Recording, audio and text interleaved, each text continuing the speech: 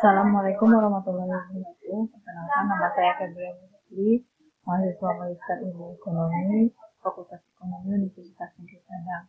Di sini saya ingin menulis jurnal untuk memenuhi tugas mata kuliah saya yang yaitu analisis kebijakan moneter dengan judul jurnal kebijakan moneter inflasi.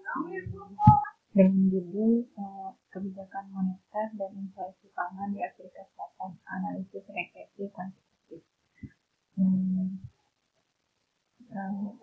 Dimuat oleh Abdul Aziz Idrisu dan Imhotep Paul Alay IGD, di mana abstraknya yang pertama yaitu meskipun kebijakan moneter yang optimal dan menstabilkan inflasi pangan secara teoritis, studi empiris tetap terbatas tidak hanya dalam konteks volume dan pendekatan estimasi, tetapi juga difokuskan pada negara-negara maju dan negara berkembang, tentu yang mengabaikan Afrika, di mana kemiskinan dan dominasi makanan dalam yang konsumsi berada lebih jelas.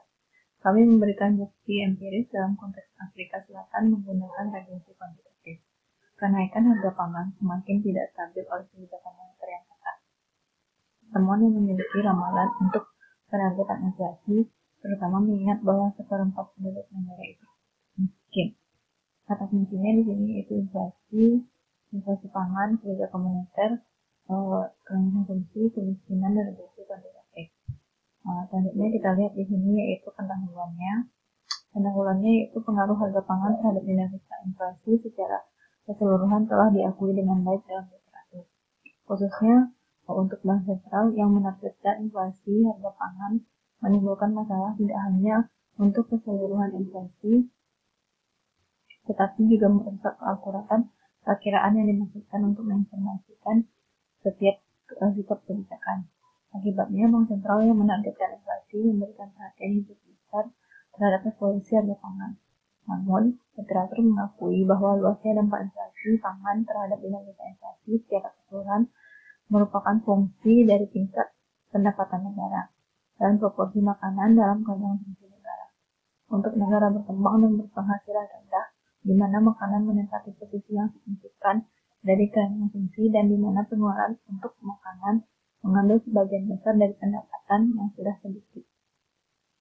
Kenaikan harga pangan penting tidak hanya untuk inflasi saat ini, tetapi juga menopang inflasi di masa depan melalui ekspektasi dan negosiasi upah. Yang penting menganggap bahwa karena pengeluaran untuk makanan oleh rumah tangga di negara berpenghasilan rendah sangat besar atau berdasarkan metode Engel, kenaikan harga pangan bertentangan dengan kesejahteraan mereka. Sementara itu, Afrika yang tingkat kemiskinannya tinggi dan didominasi makanan dalam ranah konsumsi merupakan fenomena umum masih belum dieksplorasi secara empiris. Di sub-Sahara Afrika, makanan merupakan 40% dari pengeluaran konsumsi dibandingkan dengan 15% di negara ekonomi maju. Selain itu, prevalensi kemiskinan di Afrika berarti bahwa makanan merupakan prioritas utama dan kolosus dalam pengeluaran rumah tangga secara keseluruhan. Kerangka kebijakan moneter di Afrika Selatan. Kerangka kebijakan moneter di Afrika Selatan telah mengalami perubahan substansial selama bertahun-tahun. Dalam kurun waktu 1960 hingga 1968, terjadi pergeseran paradigma dalam pelaksanaan kebijakan moneter dengan bank cadangan bergerak di penargetan moneter, penerapan diskresi dalam pelaksanaan kebijakan moneter, penargetan agregat moneter, dan paradigma eklektik yang melihat jejak bank melengkapi penargetan agregat moneter dengan indikator yang lebih luas seperti harga aset, nilai tukar, neraca pembayaran, kesenjangan output, posisi fiskal, total perpanjangan kredit, dan penyelesaian upah. Kerangka kerja penargetan inflasi secara resmi diluncurkan pada Februari 2000. Di dalam kerangka penargetan inflasi memberikan peran yang lebih sentral pada suku bunga. Bisa bank menggunakan repo rate sebagai instrumen kebijakan moneter untuk mencapai kisaran target inflasi 3-6%. Ukuran inflasi adalah tajuk utama dan bukan inti, mengingat dominasi dan kualitas pangan dan minyak di negara tersebut. Keputusan kebijakan moneter yang dimaksudkan untuk mencapai target inflasi dibuat oleh Komite Kebijakan Moneter atau MKC yang hanya menganggotakan staf riset bank dengan gubernur sebagai ketua panitia. C. Dinamika pangan dan inflasi secara keseluruhan di Afrika Selatan. Dari tahun 1997 sampai 2000, berat makanan dalam keadaan PPI Afrika Selatan adalah 20,3% berdasarkan pola pengeluaran. Pada tahun 2002, bobot meningkat menjadi 24,2%, turun menjadi 15,68% pada tahun 2009. Kemudian menjadi 15,4%, meningkat menjadi 17,24% saat ini. Perubahan bobot sebagian besar dipengaruhi oleh perubahan pola pengeluaran, kontribusi inflasi harga pangan terhadap meningkat keseluruhan inflasi di Afrika Selatan cenderung lebih besar daripada bobot dalam kerangka PPI. Sebuah poin yang dibuat dengan baik oleh Rangasamy yang juga mendokumentasikan bahwa inflasi harga pangan mempengaruhi konsisten lainnya dalam kerangka PPI di Afrika Selatan. Inflasi pangan di Afrika Selatan khususnya selama periode yang sedang ditinjau menunjukkan angka unit yang dibutuhkan.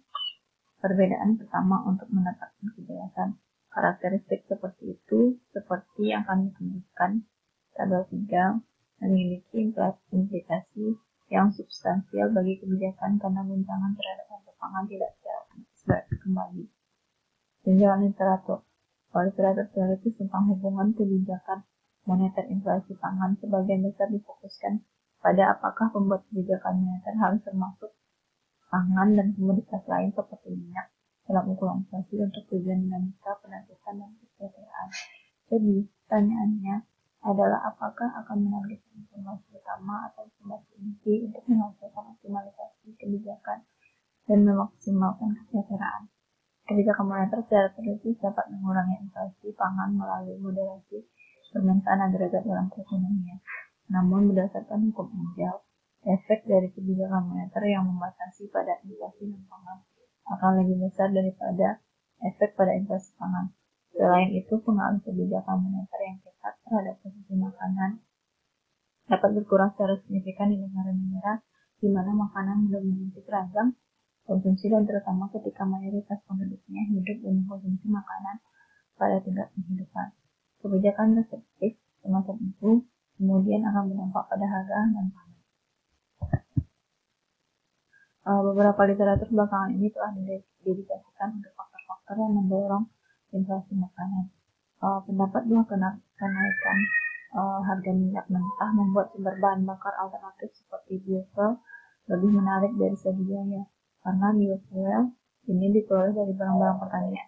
Meningkatnya permintaan biofuel meningkatkan permintaan akan barang-barang pertanian tersebut dan harganya. Seperti yang ditunjukkan di Baticara dan Dutta, hal senada juga diungkapkan bahwa pertumbuhan produksi bahan bakar nabati dari produk pangan, khususnya minyak biji-bijian dan biji-bijian, serta kenaikan permintaan yang menyertai telah mendorong kenaikan harga pangan belakangan. Metodologi yang digunakannya pada jurnal ini yaitu yang pertama data dan sumbernya, data dalam frekuensi bulanan dari Januari 2002 hingga Desember 2018, variabel dalam model meliputi inflasi pangan, kebijakan moneter, biaya transportasi, nilai tukar, output, dan indeks harga pangan dunia. Dan variabel ini diinformasikan oleh literatur. Kami memperoleh data tentang inflasi pangan dan biaya transportasi dari tribulanan Bank Cadangan Afrika Selatan. Data nilai tukar, output, dan kebijakan moneter diperoleh dari aliran-aliran sungai. Sedangkan indeks harga pangan dunia diperoleh dari organisasi pangan dan pertanian perserikatan bangsa-bangsa. Definisi variabel inflasi pangan dalam persentase yang diukur dari sumber utama dan mewakili perubahan indeks harga makanan dan minuman alkohol pada bulan tertentu dari bulan yang sama tahun sebelumnya. Kebijakan moneter diukur dalam persentase dan diwakili oleh repo rate. Repo rate adalah instrumen kebijakan moneter resmi di negara tersebut. Output karena produk domestik bruto suatu ukuran output tidak tersedia dalam frekuensi bulanan tergantung pada Nah, di sini dapat kita lihat hasil uji stasionernya pada tabel 4. Dapat dijelaskan di sini yaitu menunjukkan bahwa variabel-variabel ini stasioner pada level signifikannya 10%. Mengambil perbedaan pertama dari variabel-variabel ini sebelum mereka masuk ke model, karena pengujian BPM memberikan perkiraan yang lebih kuat karena ini merupakan peningkatan dari pengujian ADF. Untuk biaya transportasi, kami menemukan bahwa ADF menunjukkan bahwa ia stasioner hanya setelah perbedaan pertama.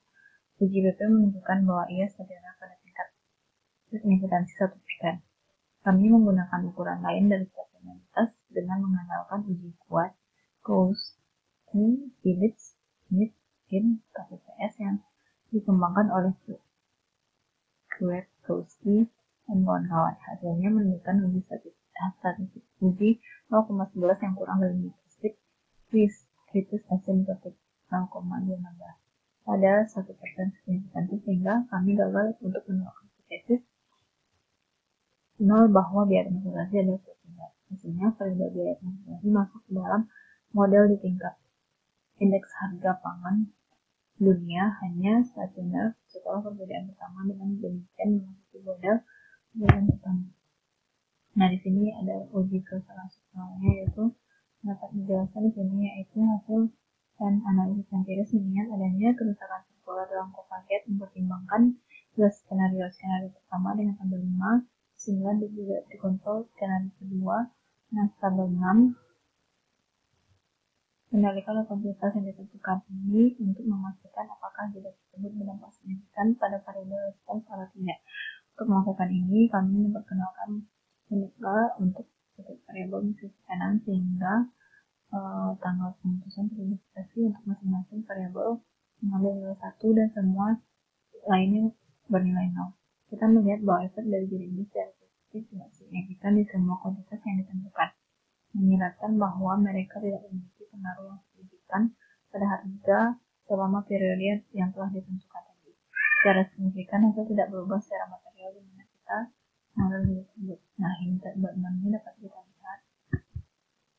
Nah, menemukan bahwa kuantil ke-25 harga pangan 0,52 mengikuti pembatasan kebijakan moneter berdasarkan. Dengan demikian, harga pangan menjadi 0,52% lebih mahal di Afrika Selatan, menyusul kenaikan tarif kebijakan sebesar 1% dengan konsekuensi peningkatan inflasi secara keseluruhan mengingat dominasi pangan dalam keranjang PPI di negara tersebut. Efek destabilisasi kebijakan moneter terhadap inflasi pangan dan potensi inflasi secara keseluruhan sangat sejalan dengan temuan dalam literatur. Argumen dalam literatur adalah bahwa setelah kenaikan suku bunga yang diakibatkan oleh kebijakan moneter yang restriktif, biaya modal perusahaan yang menghasilkan item makanan meningkat mengingat sifat padat modal dari perusahaan-perusahaan ini, yang menyebabkan peningkatan dalam harga produk yang diproduksi oleh perusahaan-perusahaan ini. Dalam menghadapi kenaikan biaya modal, perusahaan cenderung menggunakan lebih banyak tenaga kerja dibandingkan dengan modal yang kemudian mendorong kenaikan upah. Mengingat bahwa perusahaan penghasil pangan sangat bergantung pada tenaga kerja, kenaikan upah yang berasal dari sektor pangan menyebar ke sektor lain menimbulkan kenaikan biaya tenaga kerja. Biaya produksi perusahaan tersebut mengikuti perspektif biaya saluran produksi, di mana perubahan dalam kebijakan moneter mempengaruhi biaya produksi perusahaan. Dengan demikian, biaya modal kerja perusahaan dalam bentuk beban bunga akan naik mengikuti pembatasan kebijakan moneter, karena tingkat bunga secara umum akan meningkat. Kenaikan modal kerja tersebut berdampak peningkatan biaya produksi dan pada akhirnya kenaikan output.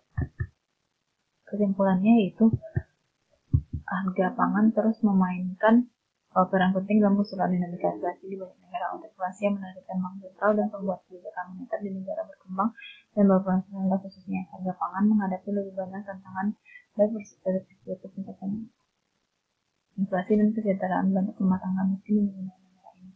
Anehnya, bukti empiris tentang pengaruh kebijakan moneter terhadap inflasi pangan tidak hanya sebatas stabilisator, tapi Afrika di mana makanan mendominasi sebagian konsumsi dan tingkat kemiskinan menjadi fungsi belum bisa dieksplorasi. Sekian hasil saya sendiri. Dengan kata Assalamualaikum warahmatullahi wabarakatuh.